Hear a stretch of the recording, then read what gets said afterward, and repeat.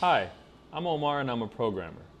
Today I'm going to explain to you how to make a Lightbox that works with all browsers for WordPress. So the first thing you're going to want to do is head on over to your dashboard in WordPress.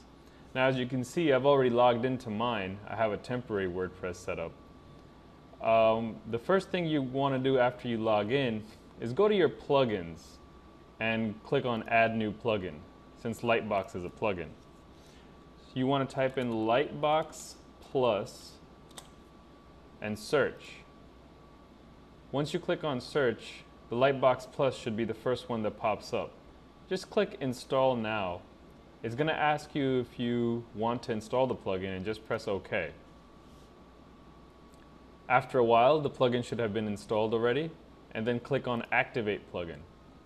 After it's already activated, you can go into the Lightbox plugin, edit, and play around all you need if you know PHP, or you can go straight to Appearances and then Lightbox to change around any other settings you might need. I'm Omar, and I just showed you how to install Lightbox Plus for WordPress that works on all browsers. Now remember, Lightbox Plus already works with all browsers, so you don't have to change anything there.